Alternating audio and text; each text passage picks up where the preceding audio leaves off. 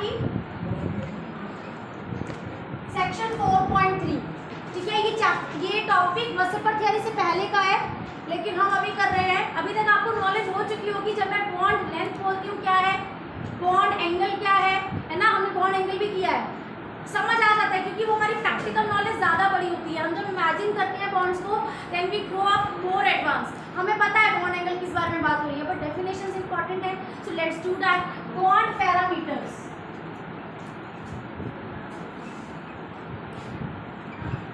Bond parameter में सबसे पहला पैरामीटर होता है bond length. It is the equilibrium distance. NCERT में लिखा हुआ है सब कुछ, सिर्फ सुने और वहां अंडरलाइन करें। When two atoms combine and make molecule, then the optimum distance or the equilibrium distance between the nucleus of two atoms in a bonded state is known as bond length. ये तो हमने तब भी पढ़ा था जब मैं आपको बीबीटी में एनर्जी कंसिडरेशन बता रही थी। वहाँ मैंने आपको बॉन्ड एंथैल्पी, बॉन्ड लेंथ सबके बारे में बताया था, है ना। ये एक ऑप्टिमम डिस्टेंस है जिसपे दो न्यूक्लियाई रहते हैं एंड उस समय उनके आउटर ऑर्बिटल्स ओवरलैप करते हैं, so we call it equilibrium distance. ठीक है, इससे ज़्यादा में इनकी एनर्जी ज़्यादा रहेगी, इससे कम डिस्टेंस करेंगे तो भी इनकी एनर्जी ज़्यादा होगी। This one will be the minimum energy level and the maximum stability. इसको हम बॉन्ड लेंथ बोलते हैं। इनको आप कैलकुलेट कैसे कर सकते हैं, कैसे मेजर करते हैं डिफरेंट कंपाउंड्स में, यहाँ पर मैथड्स के नेम लिखे हुए हैं, you can underline. X-ray diffraction, spectroscopy, different techniques we have through which we can measure bond length.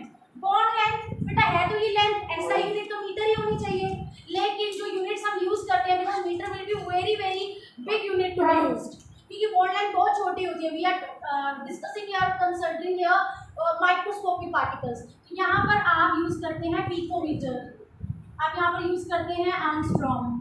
ठीक है, ये यूनिट्स जनरली यूज होती हैं for calculating bond length. Techniques underline कर लेना, बॉन्ड लेंथ की डेफिनेशन पता होनी चाहिए। बॉन्ड लेंथ की यूजफुलनेस क्या होती है? Bond length is used further to calculate radius, और वो टॉपिक आप लास्ट चैप्टर में ही कर चुके हैं, तो ये बार बार एक्सप्लेन नहीं हो सकता। रेडियस कैलकुलेट कैसे किया था? Covalent radius, van der Waals radius, metallic radius. What we were considering there first of all? Distance between two nucleus. Inter nuclear distance को तो लिया था, वही तो बॉन्ड लेंथ है, so it's nothing new here. ठीक है, तो रेडियस को कैलकुलेट करने के लिए हमें चाहिए होती है bond length, and radius that is atomic size is so useful to be studied for justifying all rest of the properties. जितनी भी बाकी प्रॉपर्टीज हैं, metallic character, non metallic character, electronegativity, electropositivity, basic character of oxide, acidic character of oxide, what not, so many properties, ionisation enthalpy, electron gain enthalpy, सभी properties कहीं ना कहीं atomic size से differ कर या मतलब डिपेंड करती हैं या फिर उससे अफेक्ट होती हैं। ठीक है, इन्फ्लुएंस होती हैं। तो इसीलिए रेडियस हमें सबसे इम्पॉर्टेंटली जानना होता है एटम्स, और उसके लिए हमें क्या चाहिए होता है? बॉन्ड। ठीक है, तो बॉन्ड लेंथ से आप अगर आप कोवेलेंटली बॉन्डेड मॉलिक्यूल से बॉन्ड लेंथ निकालते हैं उसको कोवेलेंट रेडियस बोलते हैं। अगर आप रेडियस निकालते हैं नॉन बॉन्डेड एटम्स का या एडजेसेंट न्यूक्लियाई जो डिफरेंट मॉलिक्यूल्स के न्यूक्लियाई हैं but they are not bonding from each other, तो उन सभी केसेस में आप वैन डर वाल्स रेडियस निकालते हैं, and van der Waals radius is larger than covalent radius. ठीक है, एक्सपेक्टेड रेडियस से ज़्यादा मिलेगा van der Waals radius and expected radius से कम मिलता है कोवेलेंट रेडियस। ठीक है, this one is in bond length. Bond length आपको क्या चीज़ डिनोट करता है? बॉन्ड लेंथ आपको बताता है बॉन्ड स्ट्रेंथ के बारे में।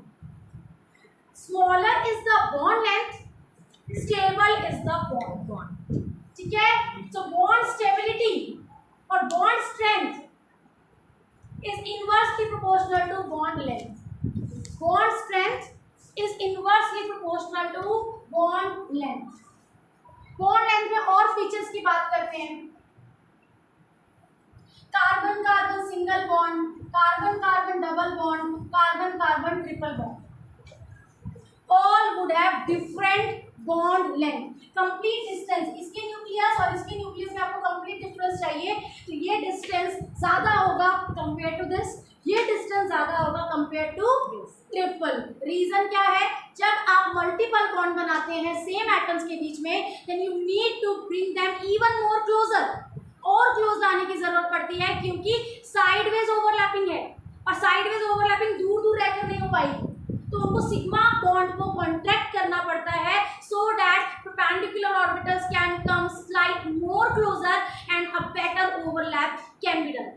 तो उस ओवरलैपिंग के लिए आप डिस्टेंस को कम करते हैं। तो यहाँ पर हमेशा ध्यान रखिएगा double bond length will always be between same atoms. Same atoms की बात करें तब हम बात करेंगे इसमें। Carbon carbon single bond length is approx 154 picometre, ठीक है। So that's make it longest bond length in carbon carbon, ठीक है। As you go to multiplicity of bonds then it will be smaller and smaller. For these records and data you can refer table 4.2। C carbon carbon single bond length, carbon carbon double bond length 133 picometre, carbon carbon triple bond length 120 picometer. Can you see? Yes. It is decreasing. Why it is decreasing? Because number of multiple bonds increasing between the same atoms. For making pi bonds, we require to contract sigma bond so that sideways overlap can have better overlapping. सही, ठीक है। तो ऐसे हम इसको करेंगे। तो bond length का ये कंसेप्ट है। उसके बाद आता है हमारे पास second parameter, that is bond angle. Bond angle की जब हम बात करते हैं, व्हाट इज इट्स डेफिनेशन?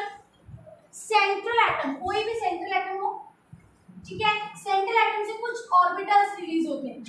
वो ऑर्बिटल्स जो बॉन्ड पेयर बना रहे हैं, any bond pair. I am just giving one example. Let us suppose ये ऑक्सीजन ही है, ऑक्सीजन के पास ये दो लोन पेयर भी होते हैं, तो बॉन्ड पेयर भी होते हैं। But what I am talking about, I am not talking about the orbitals which are carrying lone pair, I am talking about the orbitals which are carrying bond pairs. So I am repeating again, bond angle is the angle between the orbitals of a central atom which carry bond pair. जो bond pair को carry करते हैं उन orbitals के बीच का angle, ये angle हमें manage करना है, ये एंगल चेक करना है क्या होगा, ठीक है। Definition is written everywhere. Topic start हो रहा है, डेफिनेशन से स्टार्ट हो रहा है, इनमें अंडरलाइन डाल, ठीक है। सो बॉन्डेड पेयर में जो ऑर्बिटल्स यूज हो रहे हैं सेंट्रल एटम के, उन ऑर्बिटल्स के बीच का जो एंगल है उसे हम बोलते हैं बॉन्ड एंगल, ठीक है। This is about bond angle. Next one, अब बॉन्ड एंगल में आपको याद है sp3 हाइब्रिडाइजेशन में ही आप जब करते हैं ऑलमोस्ट इतना एंगल लेते हैं टेट्राहेड्रल। इसी हाइब्रिडाइजेशन में जब आप जाते हैं अमोनिया पर तो एंगल कितना हो जाता है? ऑलमोस्ट 107। इसी में आप जब वाटर पे जाते हैं हाइब्रिडाइजेशन इज sp3 104.5। ये ऑलमोस्ट एंगल है जो एनसीईआरटी भी रिकमेंड करता है। मैंने आपको स्पेसिफिक बताया हुआ है 28 सेकंड्स वाला। तो ये तीन एंगल्स में ये पूछा जाता है कि ये ऐसे डिक्रीज क्यों हो रहा है जबकि हाइब्रिडाइजेशन तो सेम है। Because number of lone pairs are increasing and bond pair are decreasing. यहाँ पर no lone pair, geometry is regular, इसलिए सभी के सभी bond angles symmetrically aligned है, angle इतना है। लेकिन जैसे ही एक lone pair आ जाएगा और तीन bond pair, तो lone pair bond pair repulsion is higher than bond pair repulsion, and this angle is not between lone pair, it is between bond pair। तो ये कम हो जाता है।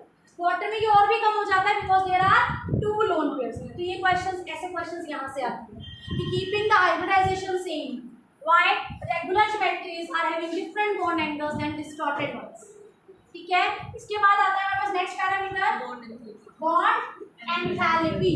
Third parameter bond enthalpy. Can anyone speak about this? अब आगे से ना हम बॉन्ड एंथैल्पी की अगर बात करेंगे तो समझ जाना कि हम बॉन्ड डिसोसिएशन एंथैल्पी की बात करेंगे, ठीक है। वैसे क्या होता है, अगर one mole of same type of bond are form then what energy is released is known as bond enthalpy. बेटा जब एक तरह के एक मोल बॉन्ड बनते हैं, एक ही टाइप के, एक ही पर्टिकुलर टाइप के, जब एक मोल बॉन्ड बनते हैं तब जो एनर्जी रिलीज होती है उसे क्या बोलते हैं? Bond enthalpy. एंड जब वही वन मोल बॉन्ड, एक ही तरह के बॉन्ड आपको तोड़ने हो, डिसोसिएट करने हो, तब जो एनर्जी खर्च होती है उसे बॉन्ड डिसोसिएशन एंथैल्पी बोलते हैं। After this time whenever I would speak about bond enthalpy, you just see that I am talking about bond dissociation enthalpy। इसका मतलब एंथैल्पी का साइन क्या लेंगे? नेगेटिव, नेगेटिव और positive, positive, because it will be required, है ना, चाहिए होगी, एनर्जी खर्च करनी है हमें, तो सिस्टम एब्जॉर्ब करेगा तभी तो वो बॉन्ड तोड़ेगा। तो bond enthalpy means bond dissociation enthalpy. चलिए, तो आपको ये ध्यान रखना है, अगर मुझे कभी एन सिंगल बॉन्ड तोड़ना हो या फिर एन चलो कार्बन की बात करते हैं, क्या लगता है आपको, अगर ये बॉन्ड की हम बात कर रहे हैं, carbon carbon carbon carbon double bond, carbon carbon triple bond, result क्या चाहिए आपको, 2 कार्बन सेपरेटेड, सही, आपको 2 कार्बन अलग अलग करने हैं, सेपरेट करने हैं। तो यहाँ पर आपको सिंगल बॉन्ड तोड़ना है, यहाँ आपको डबल बॉन्ड तोड़ना है, और यहाँ आपको ट्रिपल बॉन्ड तोड़ना है। क्या आसान है, सिंगल बॉन्ड को ब्रेक करना है या ट्रिपल को? सिंगल को। So definitely between same atoms if number of bonds are more then energy required will be more. ठीक है, ये ध्यान रखना, अगर मल्टीप्लिसिटी बढ़ती है बॉन्ड की तो बॉन्ड एंथैल्पी भी बढ़ती है। ठीक है, और बात करते हैं, तो यहाँ पर बॉन्ड एंथैल्पी की बात करेंगे तो ऐसे हो ऑर्डर। ठीक है, अब बात करते हैं ऐसे, H O double bond O and triple bond है। ठीक है, इसमें एनर्जी लगभग 435 यूज होती है, 435 किलो जूल पर मोल, इसमें 498 समथिंग और इसमें 946। सबसे ज्यादा एनर्जी इसमें खर्च हो रही है, कैन बी आंसर, किस बेसिस पे आंसर मिलेगा, बॉन्ड नंबर ऑफ बॉन्ड्स। ठीक है, so number of bonds are more there, so energy required to break will be maximum. किसी को कोई डाउट?